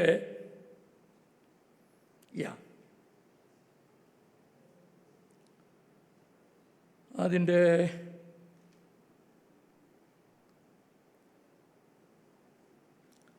4-ാമത്തെ വാക്യം. പൗലോസിനോട് യെരൂശലേമിൽ പോകരുത് എന്ന് ആത്മാവിനാൽ പറഞ്ഞു. ചിലയിടത്ത് നമ്മൾ വായിക്കുന്നുണ്ട് മക്കദോന്യയിലേക്ക് പോകുവാൻ ആത്മാവ് വിലക്കി. ചിലയിടത്ത് ഇങ്ങനെ കപ്പൽ വലിയ പ്രതിസന്ധിയിലായി ഇങ്ങനെ ഇരിക്കുവാണ്, ആൾക്കാരൊക്കെ പട്ടിണി കിടക്കുകയാണ്. അപ്പോൾ കർത്താവിൻ്റെ ദൂതൻ തന്നോട് പറഞ്ഞു, നീ സീസറുടെ മുമ്പിൽ നിൽക്കേണ്ടതാകുന്നു എന്ന് കർത്താവിനോട് പറഞ്ഞിട്ടുണ്ട്. നിങ്ങളിത് അപ്പം കഴിക്കുക എന്ന് പറഞ്ഞ് താൻ ഉത്സാഹിപ്പിക്കുന്ന കാര്യം നമ്മൾ കാണുന്നുണ്ട്. അപ്പോൾ തൻ്റെ ദൈവത്തിൻ്റെ ആലോചന നിരന്തരമായി പ്രാപിച്ചുകൊണ്ട് ഓരോ ദിവസവും കർത്താവിനോട് ഞാൻ എന്ത് ചെയ്യണം കർത്താവേ എന്നുള്ള ചോദ്യം നിരന്തരമായി ചോദിച്ചുകൊണ്ട് അതിന് കർത്താവ് നൽകുന്ന ഉത്തരത്തിൻപടി ജീവിക്കുവാനായിട്ട് തൻ്റെ ജീവിതത്തെ സമർപ്പിച്ച ഒരു സമർപ്പണമായിട്ടാണ് നാം അവിടെ കാണുന്നത്. അപ്പോൾ പ്രായോഗിക തലത്തിൽ എങ്ങനെയാണ് യേശുവിനെ നമ്മുടെ ഹൃദയങ്ങളിൽ കർത്താവായി വിശുദ്ധീകരിക്കാനായിട്ട് കഴിയുന്നത്? അപ്പോസ്തലനായ പത്രോസ് ഇവിടെ പറയുന്നത് ഒരു കഷ്ടതയുടെ കോണ്ടെക്സ്റ്റിലാണ്. ഭയങ്കര കഷ്ടത. ആ കഷ്ടതയുടെ നടുവിൽ ഭീഷണം ആളുകൾ നമ്മളെക്കുറിച്ച് എന്ത് പറയുന്നു? ഇവിടെ പറഞ്ഞേക്കുന്ന കാര്യം ഇങ്ങനെയാണ്: നന്മ ചെയ്യുന്നതിൽ ശുഷ്കാന്തി ഉള്ളവരാകുന്നുവെങ്കിൽ നിങ്ങൾക്ക് ദോഷം ചെയ്യുന്നത് ആറ് എന്നൊക്കെ ചോദിച്ചിങ്ങനെ പറയുകയാണ്. അതിൻ്റെ 12-ാം വാക്യം, കർത്താവിൻ്റെ കണ്ണ് നീതിമാന്മാരുടെ മേലും തൻ്റെ ചെവി അവരുടെ പ്രാർത്ഥനയ്ക്കും തുറന്നിരിക്കുന്നു, എന്നാൽ കർത്താവിൻ്റെ മുഖം ദുഷ്ടന്മാർക്ക് പ്രതികൂലമായിരിക്കുന്നു എന്നൊക്കെ പറഞ്ഞുകൊണ്ട് നിങ്ങൾ നന്മ ചെയ്യുന്നതിൽ ശുഷ്കാന്തി ഉള്ളവർ ആകുന്നുവെങ്കിൽ നിങ്ങൾക്ക് ദോഷം ചെയ്യുന്നവർ. ഇനി നീതി നിമിത്തം കഷ്ടം സഹിക്കേണ്ടി വന്നാലും നിങ്ങൾ ഭാഗ്യവാന്മാർ, അവരുടെ ഭീഷണത്തിങ്കൽ ഭയപ്പെടുകയും കലങ്ങുകയും അരുത് എന്നാണ്.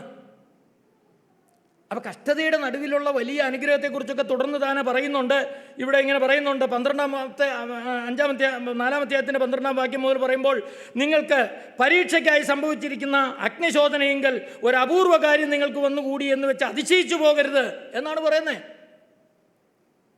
അപ്പം കർത്താവായ യേശുവിനെ തങ്ങളുടെ ജീവിതങ്ങളിൽ ഹൃദയങ്ങളിൽ കർത്താവായി വിശുദ്ധീകരിച്ചിട്ടുള്ള ഒരു ദൈവവേദലിനെ സംബന്ധിച്ചിടത്തോളം താനായിരിക്കുന്ന പ്രതികൂലങ്ങളും പ്രശ്നങ്ങളും എന്തു തന്നെ ആയിരുന്നാലും അതിൻ്റെ നടുവിൽ വലിയ ധൈര്യമുണ്ട്.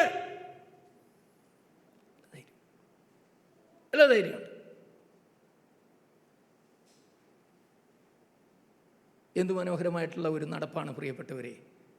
കർത്താവിന് യോഗ്യമാമണ്ണം നടക്കുന്നതായിട്ടുള്ള ഒരു നടപ്പ്. കർത്താവിൻ്റെ ആലോചന കേട്ട് അവൻ്റെ കാലടികളെ പിൻപറ്റിക്കൊണ്ട് നാം നടക്കുന്നതായിട്ടുള്ള ഒരു നടപ്പെന്ന് പറയുന്നത് പോലെ അനുഗ്രഹിക്കപ്പെട്ട ഒരു കാര്യം വേറെയില്ല. അപ്പോൾ വലിയ പ്രശ്നങ്ങൾ, അഗ്നിശോധന എന്ന് പറഞ്ഞാൽ ഫിയറി ട്രയൽസ്, തീയ്ക്ക് നടുവിൽ പെട്ടതുപോലുള്ള അനുഭവങ്ങളുടെ നടുവിൽ ഒയ്യോ എന്തായിപ്പോയി, ഞാൻ ഈ കർത്താവിനെയൊക്കെ പിൻപറ്റി ദൈവം അനുഗ്രഹിക്കും എന്നൊക്കെ പറഞ്ഞ് നടന്നിട്ട് എന്ത് പ്രയോജനം ഉണ്ടായി എന്നല്ല. അതിശയിച്ചു പോകരുത്. ലോകമൊക്കെയുമുള്ള ഭക്തന്മാർക്ക് ഇതൊക്കെ ഇങ്ങനെ വരികയാണ്. എന്നാൽ അവിടെ അതിൻ്റെ നടുവിൽ 1-2 കാര്യങ്ങൾ ചെയ്യാൻ പറയുന്നുണ്ട്. ക്രിസ്തുവിൻ്റെ കഷ്ടങ്ങൾക്ക് പങ്കുള്ളവരാകുന്നതോറും സന്തോഷിച്ചുകൊള്ളു. ആരുടെ? ക്രിസ്തുവിൻ്റെ കഷ്ടങ്ങൾക്ക്, അല്ലേ? കഷ്ടനഷ്ടമേറി വന്നാൽ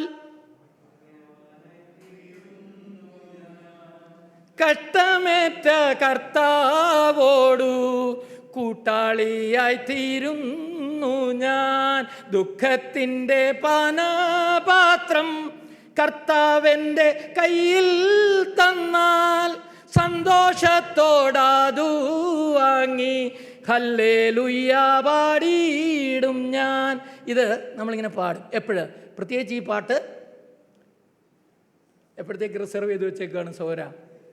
നമ്മൾ പള്ളിയിലെ ആരാധനയിൽ ഈ പാട്ട് പാടിക്കേട്ടിട്ടുണ്ടോ? ഹലോ, ചാകുമ്പോൾ പാടാൻ വേണ്ടി ഇങ്ങനെ വെച്ചേക്കാണ്. ഭയങ്കര കഷ്ടമാണെന്ന് എൻ്റെ വിചാരം. വളരെ ആത്മീയ സത്യങ്ങൾ ഉൾക്കൊള്ളുന്നതായിട്ടുള്ള ഇങ്ങനെയുള്ള മനോഹരമായ പാട്ടുകളൊക്കെ നമ്മൾ ചത്ത് കഴിഞ്ഞിട്ട് ചത്തവൻ എന്തെങ്കിലും പ്രയോജനമുണ്ടോ ഈ പാട്ട് കേട്ടിട്ട്? ജീവിച്ചിരിക്കുന്നത് നമുക്ക് വേണ്ടിയാണ്. ആശ്വാസഗീതമായിട്ട് പാടുന്നു, നല്ലത്. എന്നാൽ അല്ലാത്തപ്പോഴും പാടണം. ക്രിസ്തുവിൻ്റെ കഷ്ടങ്ങളിൽ പങ്കുള്ളവരായി തീരുകയാണ്. പൗലോസിനെ കുറിച്ച് കൊലോസ്യ ലേഖനത്തിൽ പറയുന്നത് ക്രിസ്തുവിൻ്റെ കഷ്ടങ്ങളിൽ കുറവായുള്ളത് ഞാൻ എൻ്റെ ശരീരത്തിൽ അവൻ്റെ ശരീരമായ സഭയ്ക്ക് വേണ്ടി പൂരിപ്പിക്കുന്നു എന്നാണ്. ഇതൊരു വലിയ പ്രിവിലേജാണ് പ്രിയപ്പെട്ടവരെ, വലിയൊരു പ്രിവിലേജാണ്. കർത്താവിന് വേണ്ടി കട്ടം സഹിക്കാൻ, നിന്നയേൽക്കുവാൻ, അപമാനം സഹിക്കാൻ ഒക്കെ കഴിയുന്നു എന്ന് പറയുന്നത് വലിയൊരു വിളിയാണ്. അത് വലിയൊരു സാധ്യതയാണ്, അത് അനുഗ്രഹത്തിൻ്റെ വഴിയാണ്. അപ്പോൾ അതുകൊണ്ട് നിങ്ങൾ അതിശയിച്ചു പോകേണ്ട കാര്യമില്ല, സന്തോഷിക്കണം. എന്താണ്? നിങ്ങളെ ഉപദ്രവിക്കുമ്പോൾ, നിങ്ങളെക്കുറിച്ച് സകല ദൂഷണവും കളവായി പറയുമ്പോൾ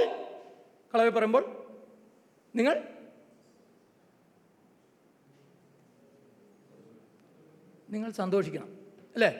നമ്മളെക്കുറിച്ച് ഇപ്പം റോയ്, അയാൾ മഹാപിഴയാണെന്ന് ഒരുത്തം പറയുകയാണെങ്കിൽ, സത്യമായിട്ട് പറയുകയാണെങ്കിൽ വാസ്തവത്തിൽ ഞാൻ ദുഃഖിക്കണം, അല്ലേ? കളവായി പറയുകയാണെങ്കിൽ ഞാൻ എന്താ ചെയ്യേണ്ടതെന്നാണ് പറഞ്ഞേ? സന്തോഷിക്കണം. സന്തോഷിക്കണം. നമ്മളെങ്ങനെയാണ്? ആരെങ്കിലും എന്തെങ്കിലും നമ്മളെക്കുറിച്ച് ദോഷം പറഞ്ഞാൽ അവൻ്റെ പണി തീർത്തിട്ടേ പിന്നെ ബാക്കി പണി നമ്മൾ ചെയ്യുള്ളൂ. പൗലോസ് പറഞ്ഞ പോലെ ഞാൻ ക്രിസ്തുവിനോട് കൂടെ ക്രൂശിക്കപ്പെട്ടിരിക്കുന്നു. പക്ഷെ സംഭവം നമ്മളെ ഒന്ന് തൊട്ട് നോക്കണം. ക്രൂശിലെ കുറ്റിയും കുഴയൊക്കെ പറിച്ച് ഞാൻ ഇങ്ങോട്ട് ഇറങ്ങും. എൻ്റെ പ്രിയ സഹോദരങ്ങളെ, ഞാൻ നിങ്ങളോട് പറയാം, ഞാൻ എൻ്റെ ജീവിതത്തെക്കുറിച്ച് കണ്ടറിഞ്ഞിരിക്കുന്ന ഒരു സത്യം, എന്നെ ഒന്ന് തോണ്ടുമ്പോഴാണ് എൻ്റെ ആത്മീയത എവിടെയാണെന്ന് ശരിക്കും മനസ്സിലാകണേ. ഞാൻ അത്ര ഭക്തനല്ല എന്നുള്ള കാര്യം തിരിച്ചറിയുന്ന സമയങ്ങളായിട്ട് ഞാനതിനെ മനസ്സിലാക്കുക. ആൾക്കാരെന്നെ പുകഴ്ത്തുകയാണെങ്കിൽ ഞാൻ നല്ല ഭക്തനല്ലേ, നല്ല കാര്യമാണ്. പക്ഷേ നമ്മളെ ഒന്ന് തോണ്ടണം, അല്ലേ? ഒരു പെങ്കൊച്ചെൻ്റെ പേര് കേസ് കൊടുത്തപ്പോഴാണ് എനിക്ക് മനസ്സിലാകണേ, ഈടാ എൻ്റെ ആത്മീയത എങ്ങനെയുണ്ട് എന്നെനിക്ക് മനസ്സിലാകണേ. അപ്പം നിങ്ങൾക്കറിയാൻ പാടില്ല, ഞാനൊന്നും പറഞ്ഞില്ല, കാരണം ഞാൻ ഭക്തനായതുകൊണ്ട് മിണ്ടാതിരിക്കുകയാണ്. എന്നാൽ എൻ്റെ ദൈവത്തിൻ്റെ മുമ്പാകെ എനിക്കറിയാം എൻ്റെ ഹൃദയത്തിലുണ്ടായ എരിപുരിയും എരിച്ചിലും. എന്നാലും ഈ പെങ്കൊച്ചിങ്ങനെ ചെയ്തല്ലോ എന്നുള്ള ഒരു വല്ലാത്ത വിഷമവും പ്രശ്നമൊക്കെ ഞാൻ ഓർക്കും. അപ്പം ഞാൻ ഓർത്തു, എടാ എവിടെയാ സന്തോഷം? സന്തോഷമില്ല.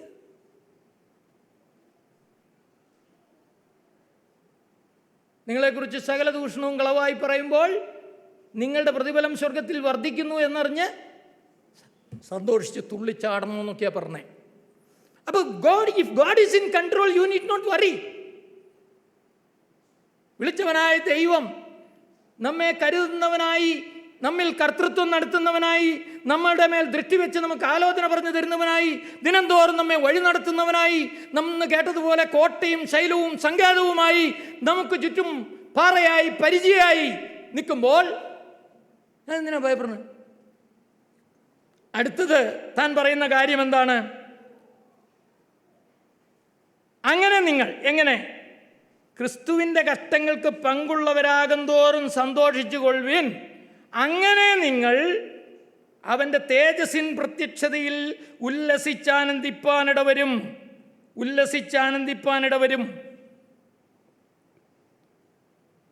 അപ്പൊ കർത്താവിൻ്റെ ക്രിസ്തുവിൻ്റെ കഷ്ടാനുഭവങ്ങളോട് കൂട്ടായ്മയുള്ളവരായി തീരുമ്പോൾ ഒരു ഗുണം ഉണ്ടാകുന്ന എന്നാന്ന് ചോദിച്ചാൽ, കർത്താവ് വരുന്ന നാളിൽ അത് നമുക്ക് വലിയ മഹത്വ കാരണമായി, അവൻ്റെ സന്നിധിയിൽ പ്രശംസയ്ക്ക് കാരണമായി, അവിടെ ഉല്ലസിച്ചാനന്ദിപ്പാൻ കാരണമായി തീരുന്ന ഒരു കാര്യമാണ്.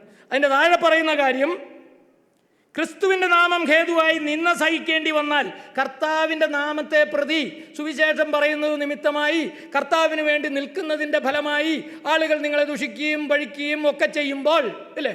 ഇന്നത്തെ കാലഘട്ടത്തിൽ, ഈ പുതിയ പോസ്റ്റ് മില്ലിയനൽ കാലഘട്ടത്തിൽ കർത്താവിന് വേണ്ടി നിങ്ങളുടെ ഓഫീസിൽ, നിങ്ങളുടെ കോളേജിൽ, നിങ്ങളുടെ വർക്ക് സ്ഥലത്ത്, ചന്തസ്ഥലത്തൊക്കെ നിൽക്കുമ്പോൾ ആളുകൾ നമ്മളെ പഴിക്കുകയും, ഇവൻ എന്തൊരു മണ്ടൻ, ഇവനെ പോലെ ഒരു ആളുണ്ടോ എന്നൊക്കെ ചോദിക്കും. അങ്ങനെ കർത്താവിൻ്റെ നാമം ഹേതുവായി നിന്ന സഹിക്കേണ്ടി വന്നാൽ നിങ്ങൾ ഭാഗ്യവാന്മാർ. എന്താ കാരണം? മഹത്വത്തിൻ്റെ ആത്മാവായ ദൈവാത്മാവ് നിങ്ങളുടെ മേൽ ആവസിക്കുന്നുവല്ലോ. ദൈവാത്മാവിൻ്റെ പ്രത്യേകമായിരിക്കുന്ന ഒരു എനേബിളിംഗ്, ദൈവാത്മാവിൻ്റെ പ്രത്യേകമായിരിക്കുന്ന ഒരു ആവാസം നമ്മുടെ മേലുണ്ടാകുകയാണ്. ദൈവം നമ്മെ അനാഥരായി വിട്ടിട്ടില്ല. Lo I am with you till the end of ages എന്ന് അരുളി ചെയ്തവൻ, ഞാൻ സകലകാലവും ലോകാവസാനത്തോളം നിങ്ങളോടുകൂടെ എല്ലാ നാളും ഉണ്ടായിരിക്കും എന്ന് അരുളി ചെയ്തവനായിരിക്കുന്ന കർത്താവ് സദാ ജാഗരൂകനായി നമ്മോട് കൂടെയുള്ളവനാണ്. ഇസ്രായേലിൻ്റെ ദൈവമായ യഹോവ നമ്മുടെ പരിപാലകൻ. അവൻ ഉറങ്ങുന്നില്ല, മയങ്ങുന്നുമില്ല. He never sleeps and nor slumber. ഒന്ന് ഉറക്കം തൂങ്ങുന്നു പോലുമില്ല. അതുകൊണ്ട് സമാധാനമായി കിടന്നുറങ്ങാം. തൻ്റെ മാർവിൽ ദിനം ദിനമായി എന്ന് പാട്ടുകാരൻ പാടുകയാണ്. പ്രിയപ്പെട്ടവരെ, ദൈവം നമ്മുടെ സങ്കേതമായിട്ടുണ്ടെങ്കിൽ you need not fear anything. അതിനെന്താ നമ്മൾ ചെയ്യണ്ടേ? നമ്മുടെ ജീവിതത്തിൻ്റെ നിയന്ത്രണം ഈ കർത്താവിനെ ഏൽപ്പിച്ചു കൊടുക്കണം. അബ്രഹാമിനെ വിളിച്ചപ്പോൾ കർത്താവ് പറഞ്ഞു, അബ്രഹാമേ, നീ എൻ്റെ മുമ്പാകെ നിഷ്കളങ്കനായി നടക്കാം. ആരുടെ മുമ്പാകെ? എൻ്റെ മുമ്പാകെ. ആരാ ഈ ദൈവം? ഈ ദൈവം ആരാ?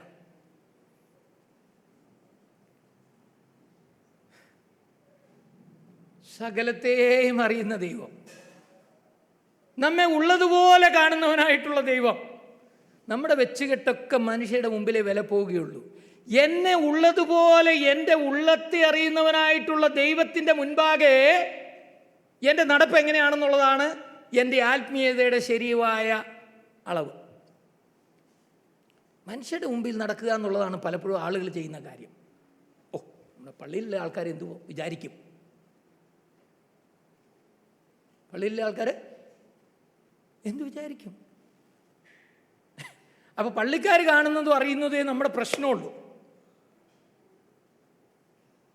എന്നാൽ ഭക്തന്മാരങ്ങനെയല്ല ചിന്തിച്ചേ. ഞാൻ എൻ്റെ ദൈവത്തിൻ്റെ മുമ്പാകെ നടക്കും. എൻ്റെ ദൈവത്തിൻ്റെ മുമ്പാകെ നടക്കും. അബ്രഹാമിനെ ദൈവം വിളിച്ചിട്ട് പറഞ്ഞത്, വാക്ക് ബിഫോർ മീ. ഈ അബ്രഹാമിൻ്റെ നടപ്പ് നമ്മളൊന്ന് ചിന്തിച്ചു നോക്കി. എന്ത് രസമായിട്ടാണ് പുള്ളി ഇങ്ങനെ നടക്കുന്നത്.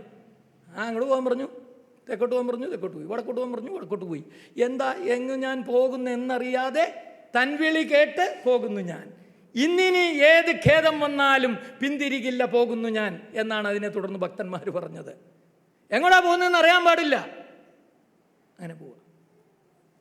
വാഗ്ദത്ത ദേശത്ത് ഒരു അന്യദേശത്ത് പരദേശി എന്നതുപോലെ വാഗ്ദത്തത്തിൻ്റെ കൂട്ടവകാശിയായി ഇസ്ഹാക്കിനോടും യാക്കോബിനോടും കൂടെ കൂടാരങ്ങളിൽ പാർത്തുകൊണ്ട് ദൈവം ശില്പിയായി നിർമ്മിച്ചതും അടിസ്ഥാനങ്ങളുള്ളതായ പട്ടണത്തിനായിട്ട് കാത്തിരുന്നു. ദൈവം പറഞ്ഞതിനെ നോക്കി ഇങ്ങനെ പോവുക. കൂടെ പുറപ്പെട്ട ഒരു മനുഷ്യനാണ് സഹോദരപുത്രനായ ലോത്ത്, അല്ലേ? സഹോദരപുത്രനായ ലോത്ത്. അവനിങ്ങനെ നോക്കിപ്പോണ്ട് സോദോമും ഗൊമോറയൊക്കെ നല്ല പച്ചപ്പുള്ള സ്ഥലങ്ങൾ. കൂടാരം അങ്ങോട്ട് മാറ്റി അടിച്ചു. ദൈവം ആ പട്ടണത്തെ നശിപ്പിക്കാനായിട്ട് തൻ്റെ ദൂതന്മാരെ അയച്ച്, ദൂതന്മാർ വരുമ്പോൾ അവൻ പട്ടണത്തിലെ മഹാനായ പ്രമാണിയായിട്ട് പടിവാതിക്കലിരിക്കുക. യൂദായുടെ ലേഖനത്തിൽ പറയുന്നത്, അവരുടെ ഇടയിൽ വസിക്കും കാലം അവരുടെ ദുഷ്കാമ പ്രവൃത്തികളെ കണ്ടും കേട്ടും തൻ്റെ നീതിയുള്ള മനസ്സിൽ നൊന്ത് വലഞ്ഞുപോയ നീതിമാനായ ലോത്ത്.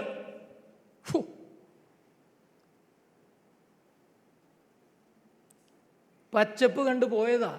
ഇപ്പോൾ എൻ്റെ ദൈവമേ, ഈ ദുഷ്ടന്മാരായ മനുഷ്യന്മാർ വലഞ്ഞുപോയി.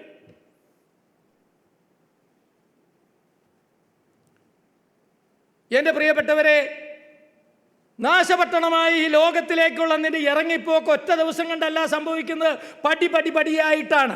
കർത്താവിന് കർത്തൃത്വം ഏൽപ്പിച്ചു കൊടുത്തില്ലെങ്കിൽ, നിന്റെ ദൈവത്തിന് നിന്റെ ജീവിതത്തിൻ്റെ നിയന്ത്രണം ഏൽപ്പിച്ചു കൊടുത്തില്ലെങ്കിൽ, അറിയാതെ പതുക്കെ ഇത് ലോകത്തിലേക്ക് പോകും.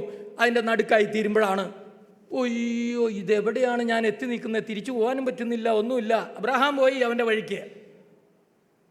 ഞാൻ പറയാം, ഒരു ദൈവപൈതലിൻ്റെ ജീവിതത്തിൽ സംഭവിക്കാവുന്ന ഏറ്റവും വലിയ ട്രാജഡി എന്ന് പറയുന്നത്, സ്വർഗീയ ദർശനം കണ്ട് ഇറങ്ങി പുറപ്പെട്ടവൻ അവസാനം ഈ ലോക ദർശനത്തിൽ ചെന്ന് പെടുന്നതാണ്.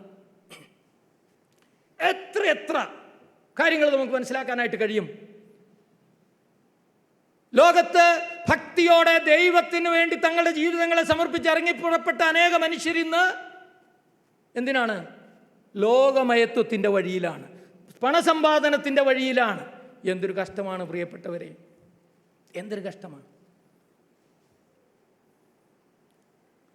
ലോകധനം സൗഖ്യമാർഗമായി കരുതി പോകും നരർക്കുള്ള വിനയ്ക്കില്ലോ രറുതി. എന്നാൽ ക്രിസ്തുവിൽ നിത്യമാം സമാധാനം സുഖദാനം അരുളും. എന്തിനാകുലം കലരുന്നൻ മനമേ എന്നാണ് പാട്ടുകാരൻ പാടുന്നത്. ഈ ലോകത്തിൻ്റെ സനം തേടി പോകുന്ന മനുഷ്യർക്കുണ്ടാകുന്ന ദോഷത്തിനൊരറുതിയില്ല. എന്നാൽ ക്രിസ്തുവിൽ നിത്യമാം സമാധാനം, നിത്യമാം സുഖദാനം അരുളും എന്നാണ് പറയുന്നത്. എന്തിനാകുലം കലരുന്നൻ മനമേ. അപ്പോൾ ലോകത്തിൻ്റെ വഴി പോയ ലോത്ത്, എന്നാൽ അടിസ്ഥാനങ്ങളുള്ള നമ്മൾ കാണണേ. കർത്താവ് പിന്നീട് അബ്രാഹാമിനെ കുറിച്ച് പറയുമ്പോൾ എന്താ പറഞ്ഞേ? അബ്രാഹാമിൻ്റെ മടിയിൽ ലാസറിനെ കണ്ടു എന്നാണ് പറഞ്ഞത് അല്ലേ? അബ്രാഹാമിൻ്റെ മടിയിൽ ലാസർ, വിശ്വാസികളുടെ പിതാവായ അബ്രാഹാം. അപ്പോൾ നമ്മുടെ ജീവിതത്തിൻ്റെ നിയന്ത്രണത്തെ കർത്താവിനായിട്ട് ഏൽപ്പിച്ചു കൊടുക്കുവാൻ ആവശ്യമുണ്ട്. വാക്ക് ബിഫോർ മീ, എൻ്റെ മുമ്പാകെ നിഷ്കളങ്കനായി നടക്കാം. 139 സങ്കീർത്തനം പറയുന്നത് എന്താണ്? അവിടെ പറയുന്നത്, ദൈവമേ നീ എന്നെ, യഹോവേ നീ എന്നെ ശോധന ചെയ്തറിഞ്ഞിരിക്കുന്നു. യഹോവേ നീ എന്നെ ശോധന ചെയ്തറിഞ്ഞിരിക്കുന്നു. പിന്നെ എന്തൊക്കെയാണ് ദൈവത്തിന് അറിയാവുന്നേ? ഞാൻ ഇരിക്കുന്നതും എഴുന്നേൽക്കുന്നതും, ഞാൻ കിടക്കുന്നതും ഞാൻ നിൽക്കുന്നതും ഒക്കെ നീ അറിയാണ്. എൻ്റെ നിരൂപണങ്ങൾ നീ ദൂരത്ത് നിന്ന് ഗ്രഹിക്കുന്നു. നീ അറിയാതെ ഒരു വാക്കുപോലും എൻ്റെ നാവിന്മേൽ ഇല്ല. ഞാൻ ലോകത്തിൻ്റെ അറ്റത്ത് നിന്ന് പാർത്താൽ, ഞാൻ പാതാളത്തിൽ ഇറങ്ങി എൻ്റെ കിടക്ക വിരിച്ചാൽ അവിടെ നിൻ്റെ കൈ എന്നെ നടത്തും. എൻ്റെ പ്രിയപ്പെട്ടവരെ, എൻ്റെ ഹൃദയങ്ങളെ അറിയുന്നവനായിരിക്കുന്ന സങ്കീർത്തനക്കാരൻ 7-ാം സങ്കീർത്തനത്തിൽ പറയുന്ന പോലെ, നീതിമാനായ ദൈവം ഹൃദയങ്ങളെയും അന്തരിന്ദ്രിയങ്ങളെയും ശോധന ചെയ്യുന്നു എന്ന് പറയുന്ന പോലെ, ഇത്ര നീതിമാനായിരിക്കുന്ന, എൻ്റെ ഹൃദയത്തെ അറിയുന്ന, എൻ്റെ രഹസ്യമായ നനവുകളെ അറിയുന്ന ദൈവത്തിൻ്റെ മുമ്പാകെ ജീവിക്കുവാനായിട്ട് ഈ കർത്താവിൻ്റെ കരങ്ങളിലേക്ക് നമ്മുടെ ജീവിതത്തിൻ്റെ നിയന്ത്രണം ഏൽപ്പിച്ചു കൊടുക്കേണ്ട ആവശ്യമുണ്ട്. There is no point in impressing people. യേശുവിനെ നമ്മളുടെ ഹൃദയങ്ങളിൽ കർത്താവായി വിശദീകരിക്കുവാൻ ആവശ്യമുണ്ട്. അത് വലിയ സാധ്യതയാണ്, വലിയ സാധ്യത. 18-ാം സങ്കീർത്തനത്തിൽ സങ്കീർത്തനക്കാരൻ പറയുന്നത്, എൻ്റെ ദൈവത്താൽ ഞാൻ മതിൽ ചാടിക്കിടക്കും, നിന്നാൽ ഞാൻ പടക്കൂട്ടത്തിൻ്റെ നേരെ പാഞ്ഞു ചെല്ലും. ഏത്? അത് ചുമ്മാ പറയുകയല്ല. കർത്താവിനോട് ചേർന്ന് നടന്ന സങ്കീർത്തനക്കാരനായ ദാവീദ് തൻ്റെ ജീവിതത്തിൻ്റെ അനുഭൂതി എന്ന് പറയുന്ന കാര്യമാണ്. മഹാമല്ലനായിരിക്കുന്ന ഗോല്യാത്ത്, അവൻ ഭയങ്കര കുന്തം. അവൻ്റെ കുന്തത്തിൻ്റെ പിടി എന്ന് പറയുന്നത് എന്താണ്? നെയ്ത്തുകാരൻ്റെ പടപ്പ് തണ്ട് പോലുള്ള സാധനമായിരുന്നു. ഇതിനെ കണ്ട വില്ലാളി വീരന്മാരായ ഇസ്രായേല്യർ ഓടുകയാണ് ജീവനും കണ്ട്. എന്നാൽ ഒരു കിളുന്ത് പയ്യനായിരിക്കുന്ന ദാവീദ്, ആകപ്പാട് അവൻ്റെ കയ്യിലുള്ള കാര്യം എന്താ? എടുക്കാൻ സമയമില്ല, നിങ്ങളത് പോയി വായിച്ചു നോക്കിയാൽ മതി. ശമൂവേലിൻ്റെ പുസ്തകത്തിൽ വായിച്ചാൽ നമ്മൾ കാണുന്നത് എന്താണ്? നീ എന്നെ പുറകെ വടിയായിട്ട് വരാനായിട്ട് പട്ടിയാണോ ഞാൻ എന്നാണ് ഇവൻ ചോദിക്കുന്നത്. മല്ലൻ, അവൻ്റെ സെൽഫ് കോൺഫിഡൻസ്. നീ ആരുടെ? വലിയ വാള്, കുന്തം, പരിചയമൊക്കെ ആയിട്ട് ഇവൻ വരിക. നീ നിന്ദിച്ചിട്ടുള്ള സൈന്യങ്ങളുടെ ദൈവമായ യഹോവയുടെ നാമത്തിൽ ഞാൻ നിൻ്റെ നേരെ വരിക. ഇന്ന് ഞാൻ നിന്നെ കൊന്ന് നിൻ്റെ ശരീരം ആകാശത്തിലെ പക്ഷികൾക്ക് ഭക്ഷണമാക്കി കൊടുക്കും. നോക്കൂ, അങ്ങനെ സംഭവിച്ചു എന്ന് നമുക്കറിയാം. ഒരു കല്ല് ചുരട്ടി എറിഞ്ഞപ്പോൾ നമ്മളെന്ത് പറയും? അതിനെന്ത് ന്യായമോ പറയാനുള്ളേ? എൻ്റെ പ്രിയപ്പെട്ടവരെ, വെറുതെ ഇസ്രായേൽ ജനം കാഹളമൂതിക്കൊണ്ട് പട്ടണത്തിന് ചുറ്റും നടന്ന് കാഹളം ഒരുമിച്ച് ഊതിയപ്പോൾ എരിഹോയുടെ കോട്ട തകർന്നടിഞ്ഞതുപോലെ എൻ്റെ ദൈവത്താൽ ഞാൻ മതിൽ ചാടിക്കടക്കും, നിന്നാൽ ഞാൻ പടക്കൂട്ടത്തിൻ്റെ നേരെ പാഞ്ഞു ചെല്ലും എന്ന് പറയുവാൻ നമ്മുടെ ദൈവത്താൽ നമുക്ക് കഴിയും എന്നുള്ളതാണ് നമ്മുടെ ജീവിതത്തിൻ്റെ നിയന്ത്രണങ്ങളെ കർത്താവിന് ഏൽപ്പിച്ചു കൊടുക്കുമ്പോഴുള്ള വലിയ ഭാഗ്യകരമായ അവസ്ഥ. അതുകൊണ്ട് ഞാൻ എൻ്റെ വാക്കുകളെ അവസാനിപ്പിക്കുക. കർത്താവേ കർത്താവേ എന്ന് പറയുന്ന അനുഭവത്തിലല്ല, ദൈവം മുമ്പാകെ, നമ്മുടെ ഹൃദയ രഹസ്യങ്ങളെ അറിയുന്ന ദൈവത്തിൻ്റെ മുമ്പാകെ നേരോടും നിഷ്കളങ്കതയോടും ജീവിക്കുവാൻ തക്കവണ്ണം നമ്മുടെ ജീവിതത്തിൻ്റെ നിയന്ത്രണം അതെ, കർത്തൃത്വം കർത്താവിൻ്റെ കരങ്ങളിലേക്ക് ഏൽപ്പിച്ചു കൊടുത്തുകൊണ്ട് യേശുവിനെ നമ്മുടെ ജീവിതത്തിൽ കർത്താവായി വിശുദ്ധീകരിക്കുവാൻ സർവ്വകൃപാലുവായിട്ടുള്ള ദൈവം നമ്മെ സഹായിക്കട്ടെ എന്ന് പ്രാർത്ഥിച്ചുകൊണ്ട് എൻ്റെ വാക്കുകൾ അവസാനിപ്പിക്കുന്നു. ദൈവത്തിൻ്റെ വലിയ നാമം മഹത്വപ്പെടുമാറാകട്ടെ.